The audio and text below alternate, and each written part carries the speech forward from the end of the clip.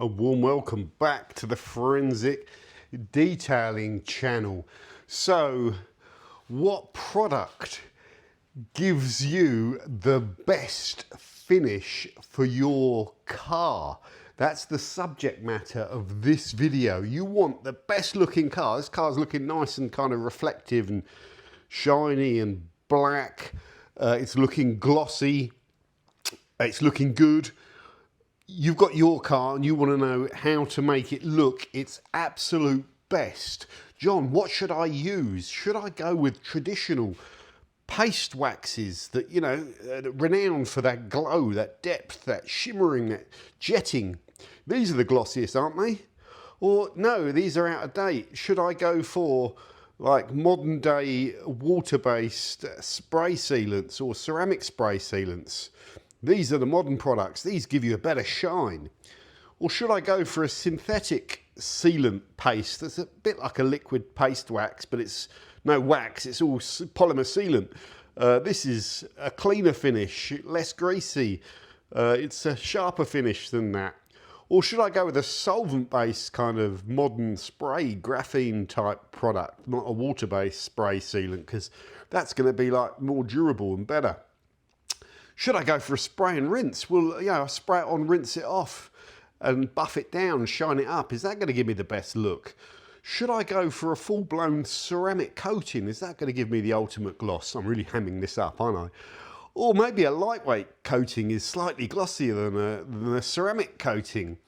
But maybe no, maybe it's none of these. And the answer is what's going to give me the most gloss is going to be like a glaze that you can sort of polish on your car, even if they're non-abrasive. Some are, some aren't. You know, like Black Hole, Rupes Advanced, Gyeon Primer, a ceramic primer. These are the way to go for the maximum gloss. We're getting closer. Okay, here's the answer to your dilemma, really.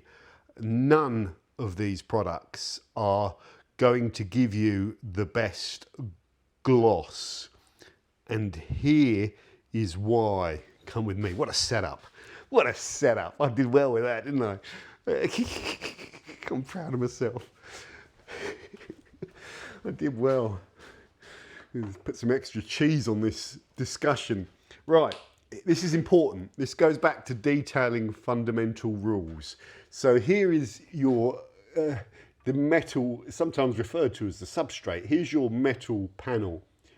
Here's your layer of factory e-coat. You know, it's like painted, or however it's put on, it's dipped in a tank. It's e-coated, so it's got a sort of paint thing on it. I don't know what it's made of. Someone tell me.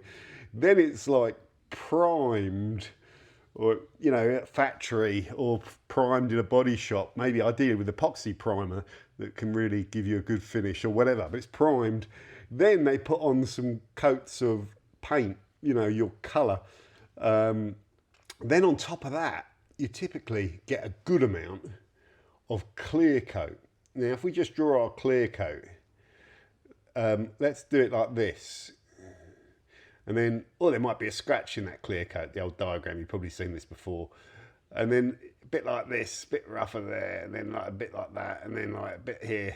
And then there's another little scratch, and there's some other scratches here, and there's some other scratches here. And it's like that, okay?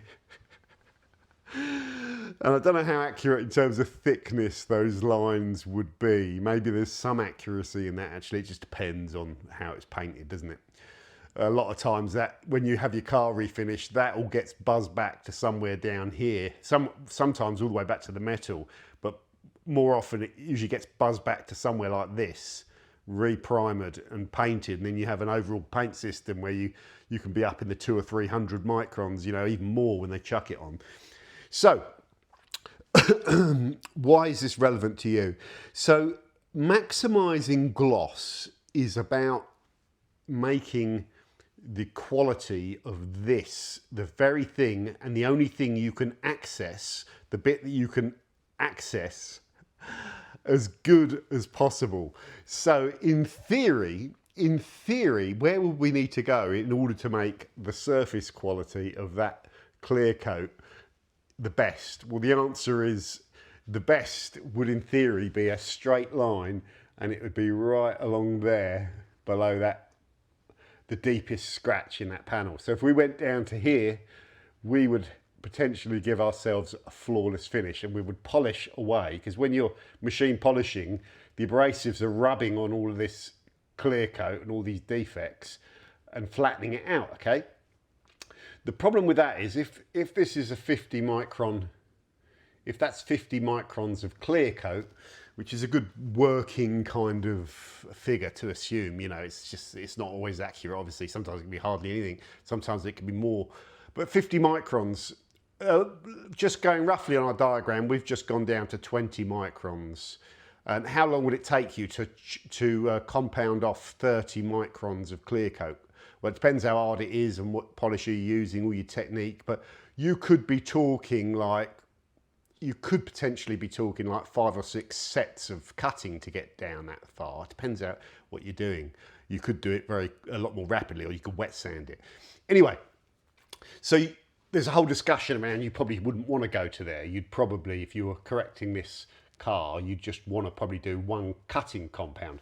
So let's do that. So let's go and maximize our gloss right now. We're doing it. We get our machine polisher out. So what we do is that jaggedy edge, we go over and we use a heavy cutting compound. So the heavy cutting compound is using bigger abrasive particles, literally bigger sized abrasive particles that are more aggressive, like using higher grit sandpaper, and we rub them over the surface with our machine polisher. And what those balls of abrasive do is give us a surface like that, okay? Now,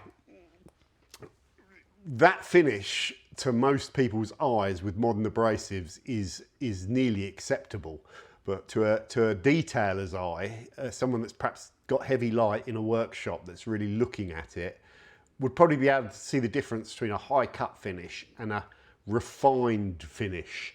So the way you get the maximum finish for your car, and we've still got a big deep scratch there, is to first of all decide if you need to go in aggressive and you want to cut it, because that can be the most efficient way. Because if you've got, you know, a horrible finish and you're going with a finish polish, you don't take enough out. So a lot of times a 2-stage cut and finish is often the way to go, or, you know, a single stage cut and finish if you've only got time to do one set. Anyway, what you've now got to do is, after you've compounded it, that's not your best finish. So you go back in with an ultrafine or a polishing compound, and typically you want to use the finest compound you can when you've done a good cutting set and you're happy with the defect level, to give you the flattest line in theory. Chirp in the comments if you disagree here. So the smallest, finest abrasive you can use, which gives you the flattest line whilst reducing the most efficient amount of clear coat, so you're not cutting like a lunatic trying to get perfection, because there's loads of these deep scratches, some of them even down into the paint or down to the metal. So you've got to decide what's appropriate, and that often starts with having a good guess of how much clear coat you've got to play with, and using a paint depth gauge and all that sort of stuff. So the answer in what product gives you the best looking car is, unfortunately, pure abrasives, because the work you do to put in on that, to create that line and make it flat, is permanent, effectively, unless you act on that surface. It's like some law. That should stay good unless you rub on it, abrade on it, degrade it, you know, or it's weathered on, you know, but it's contact that's going to degrade it further. So just going back to this point, when you have that pour paint and it's all like this, you know, big deep thing, more deep, you know, deep. All of these products that we just talked about in our wonderful intro, well, most of them, some of them are film forming, okay, so they're designed to form a film over the top of it. But most of those products will put down a layer of film or material that may be around about a micron thick, sometimes less, sometimes more, you know, depending on how many coats and what you're using. And those products then have the ability to go and fill some of this and give you a flatter line, so they create a film that can mask some of these imperfections. When you have loads of imperfections like this area, that can look like hazy fine swirls, which you kind of might see here. You know, you see all that hazy, that's an example of far from perfect paint that's actually been compounded, you know, and has lots of compounding haze in it. So when this is something we're just doing, so when you put a material on there, if you look at where the Bilt Hamber stops, this is a Bilt Hamber wax, you can see that filling effect in action. So that's what it looks like raw, compounded with swirls, panel wiped. Then you put a material on and it goes and fills some of those swirls, even though it's a bit blurry because of the camera. You can see an improvement in the paint, can't you? That is from exactly what we're describing here, but putting a layer of film material, dissolved material, which hardens and gives you a better surface quality. But of course, that film washes away, erodes away when you contact it, when you put detergents on it, when you rub on it, when it gets weathered on and things fall on it, so that falls away. So all of these products over there that are essentially protection products, and even the glazes are leaving material behind, what they are tending to do is not give you a permanent solution. And the permanent solution, we know, so what's glossier, the flat line that you get from, in theory, from putting LSP down, or the flat line you get from polishing the clear coat? The answer is the flat line you get from polishing the clear coat, because this does not remove those imperfections, it fills it. So if we go, again, we go back to giving you a real example of that, you can see with the halo of the light going left and right, examples of a bit of haze, because we haven't filled all these fine defects, okay? Now, if we worked properly on this panel, it's difficult to do because it's really soft actually, but if we panel wiped it all off again, I think as well we'd use foam because it's quite soft, and we'd probably cut it with S20 would be good, and then refined it with something like S40, an ultra fine finishing polish, and really try to refine it well. We would get the highest gloss that we could achieve on that. And yes, it is dependent on the quality of this and the age of this. If this is 30-year-old material, it's not as good, you know, optically as fresh clear coat. It just isn't. Fresh clear coat seems to look good. And thicker clear coat can also give you a sort of glossier look, but thicker clear coat can also be more prone to peely. You know, BMW cars have got quite peely, reasonable deep clear coat, at least on their F-series stuff. I don't know about the latest stuff, but it's glossy, but yeah, it can be a bit peely. You can take all that peel out again, but we go back to that diagram. So the answer is really none of these. The answer would be probably something like this or this, you know, a finishing polish, you know, an ultra fine. The finer the better. That's what's going to give you the best finish. And it's going to be your work. So you can't just apply that, you know, rub it and just fly over the panel. It's your kind of technique, your endeavour, how well you do it. Because if you took that and used wool, even the finest finishing wool isn't quite as good, especially on certain soft things like my test panel, as using foam. I can tell you that with certainty. Foam is probably the best, like when you've got a sensitive surface and you're going for the out and out finish. Wool and microfiber tend to give you a bit more cut, in my opinion, although they have improved. Like the finish level on them can be really very, very, very hard to tell the difference unless you've got you know, like the equipment like the Gyeon photometer. We've done some work on showing you the differences, but it's very small. Okay, so in essence then, John, you've just given us the bombshell, which some of you have already known, that it's less about the glamour and you know, the glamour. These are very glamorous, aren't they? They look so cool. If you're watching this and you're looking at these, I bet a few of you have thought, oh, I want that one, I want that one. I haven't tried that one. As if there's some magic there. There is some magic, but the magic is quite small. But John, with going back to okay, we get this, yeah, fine, we understand that. If you went back to these, what are going to give you the best finish? Well, in order, guys, in order, it would probably be the Rupes Advanced, because it contains micro abrasives and it's purposely built to polish and refine that surface as well as add that material. So out of all of these, that would probably yield you the best finish. After that, it would probably be the Gyeon Primer, which is still a finishing polish, but it doesn't contain micro abrasives. The resin material, in my understanding, has a very fine abrasive effect, so you can finish out with it and use it like a finishing polish, but it's actually the resin that's in it that is doing the work, and then you buff it and then leave it to kind of cure, and again, that resin has a filling effect, so you're leaving like a primer. After that, then Black Hole, which I think is more a waxy glaze with fillers. I don't think it contains any bespoke abrasives. Let me know on that. So that wouldn't be able to improve as well, and that kind of ties in with that. But it is a good product. There's a slight abrasive effect to it when you work it on a pad for sure. So you can use it, you know, and it's brilliant, isn't it? It's really good.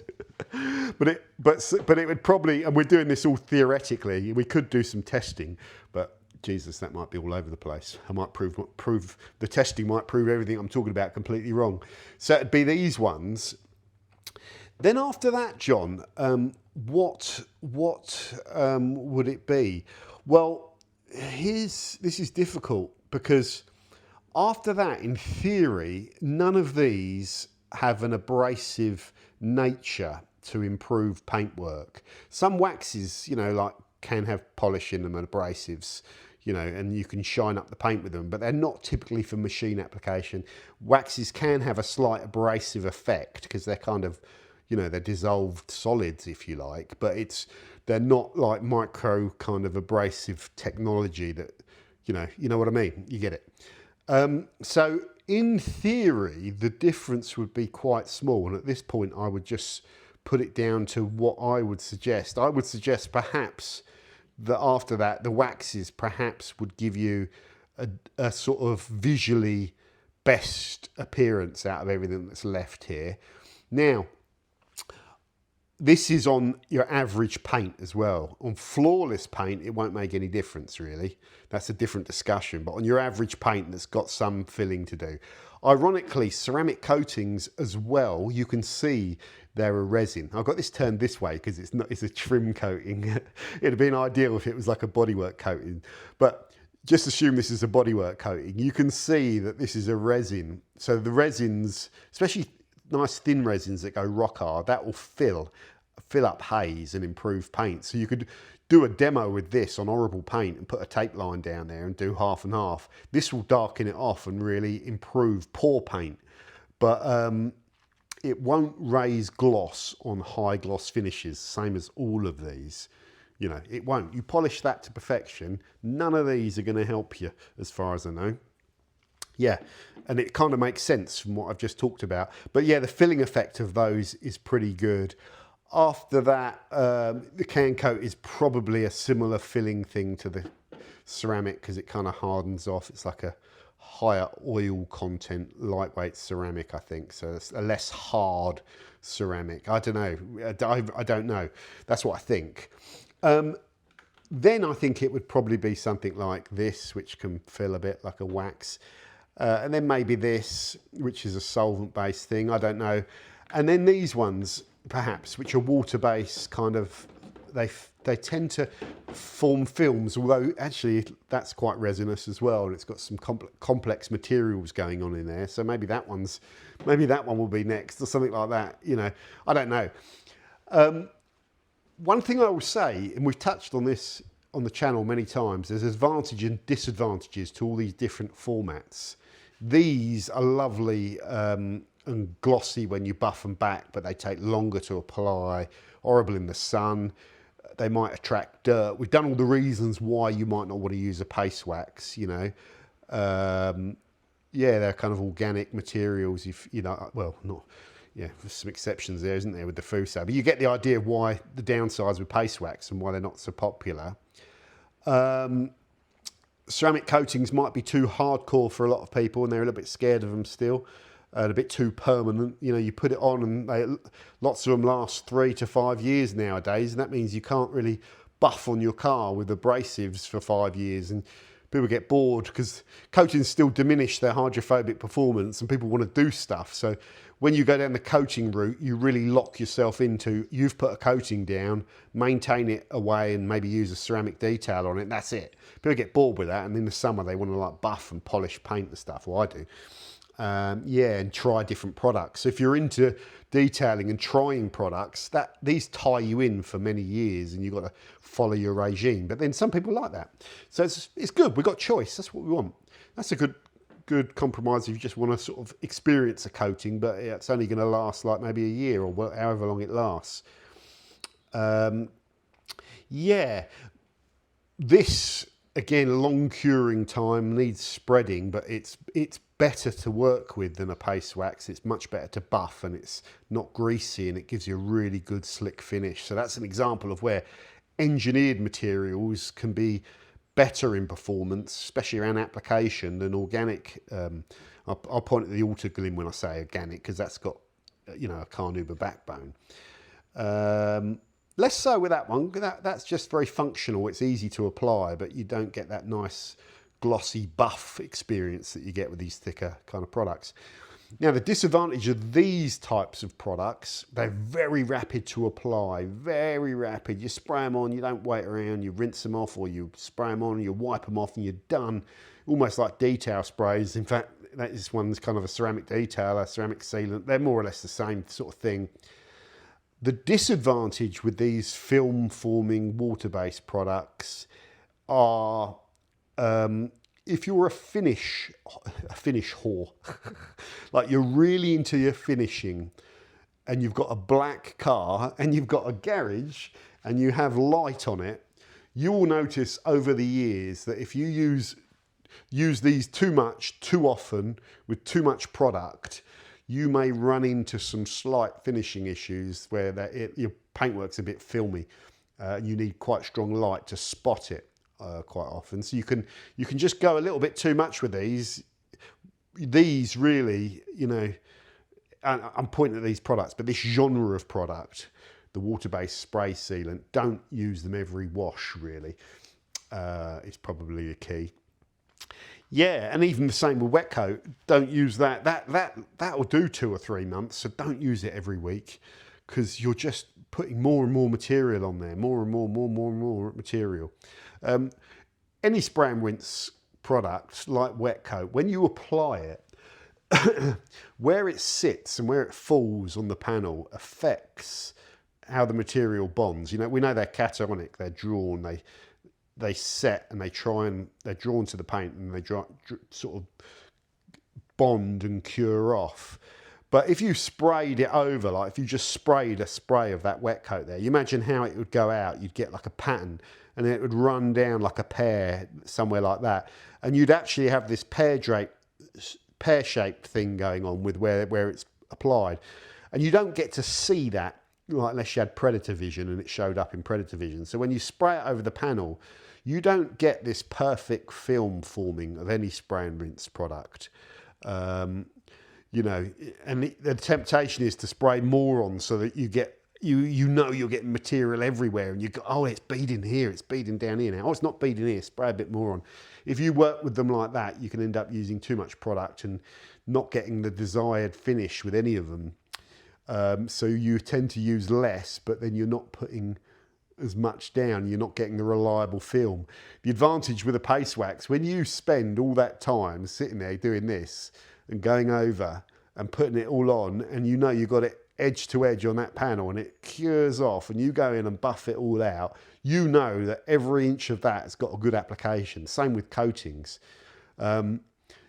So ceramic shampoos, spray and rinse products, the advantage is very rapid to apply. On, rinse, dry, done, and you're happy because things are beading. But if you really look carefully, the disadvantage is when you do things very rapidly, it's a bit like painting a wall. If you throw the bucket of paint on the wall, put a grenade in it, pull the pin and run away, it gets the paint on the wall very quickly, but it won't be as good as if you go around and you roller it on and you do your edges and you take your time a little bit. But here's the thing, the differences are microscopic. On 99% of cars, if they're not black, you're not even going to see the difference. You're not. The only people that are going to see the difference are the people that are looking at very closely with light in workshops or garages, so probably detailers, and guys at home that are really into it, which is some of you. So there you go. I thought that would be an interesting discussion for you guys. The key thing, and it goes back to the origins of detailing, the best results are only a tiny bit better than the very quick kind of options and so you can spend a crazy amount of time just to get everything a little bit better. The older I get, the older I get, the less I am like that, really. I don't know. With one car, the red car, I don't care. I'll put anything on it anytime. I'll do anything. Use it as a test mule. Paint's rubbish. It's fallen off. This car, I just like to get it so it's nice, and then keep it simple and stick to a game plan with it. And at the moment, I was sticking to a game plan where I'd S40'd it ages ago, and then I'm Feynlabbing it, and I'm trying not to put too much Feynlab on. Feynlab every 2 weeks or something is probably overkill because it lasts months. So there's a disadvantage of ceramic kind of detailers that are strong, but that's what I'm doing. Probably overkill. I have just broken my own routine because I've been using this car as a guinea pig, and I've got that test ceramic, that new Fusion 1 test ceramic on there, and I can give you right now a little example that you may or may not be able to see. Right down there, I know we've got some light halo playing an effect, so I'm trying to see where the light goes over it. Can you just see a difference there? So what happens is it's lighter. That was my tape line all the way down here. And just to the right there was all the existing stuff that I haven't touched. That was S40'd a while ago, and it has a Feynlab detailer on it. Here is where I've put that paste wax, and it's just darkened off the panel a little bit. So systematically using a ceramic detailer for the last couple of months, I would say at some microscopic level now, I have a finish which isn't quite show standard, because I may have been overcooking it, may just be using too much, successively each week. And that happens, and this does happen. It's happened before with lots of different products, and what happens is I get this overwhelming itch to now get my car and just panel wipe it all down and get the soft pad out on the machine and go over it with S40 and just get it like 100%. But then you've got to put some protection on after that. And the reality is, no matter what you do, there are no matter which choice I take, there's little differences. But ultimately, my car will be at its best, 100% at its best, after I've gone over it with S40 and just buffed that, not panel wiped it, just buffed it because the oils, I know they're part of the filling thing, but that's when it's at its best. And the protection really is there. That if I don't put the protection down after S40ing it, S40 will leave like polishing oils which can dry off, and it can have a hydrophobic, almost like putting a show wax on a car as well when you use a finishing polish, but that will wash off very rapidly, like 1 or 2 washes max. So if you don't put protection down, you really are then, you've got exposed paint, and exposed paint is going to get dirtier quicker, and degrade quicker, so you do need OSP. And I personally think that this side of the detailing industry is fascinating, and I love all this different tech. I love all these different options. There's no universal agreement on what's the best. There's no universal agreement on what's right or wrong. There's just different qualities. We know the coatings are going to last the longest. We know these are going to take longer, but there's a good sense of sort of user satisfaction and stuff. We know these are very rapid and very convenient and can do a bit of everything. We know we've got modern engineered alternatives. And then we've even got the polish them up a bit and glaze them at the same time option. So whatever the right or wrong is, I don't know. Am I missing any protection options in there? Well, really, the only one that I can think that we're not talking about is PPF, which would be a different thing, wouldn't it? A different thing altogether. That's going to give you, the only thing that's going to give you proper physical protection. But you're putting plastic on your paint. And yeah, that's another discussion. That's got PPF on it. You wouldn't know, would you? Well, you would. It's gone past its... it's done 2 years. I think it's only supposed to do 1, but I want to keep it on here. If I get 3 or 4 years out of this, you can just see some hazing. That's scratching in the PPF film. So there we go. But that PPF product has been really good, because when I peel it off, I'll have mint glass. Yeah, so I don't want to take that off. So why not PPF the whole car? Here's the problem. This car isn't really valuable enough. If this car was 100 grand, or I think once a car becomes worth more than 50 grand, then the option of preserving the paint becomes better. Not, you know, there's exceptions to that. There's lots of people at PPF cars that are worth 5 grand, 10 grand. But in my head, you know, when it's a valuable car and when the paintwork's original on the car and you really value the original paintwork, this isn't original, and you don't want to have a car refinished, because that's a different subject. It's very hard to refinish it as good as when it's painted at factory. Although some factory paint jobs are terrible, but you get the idea. So yeah, you get the idea. Hopefully that was an interesting one. Let us know what your favourite form of protection is. And let us know if you agree with this video or you think I'm talking a load of old nonsense. It happens quite often. Take care. Doug.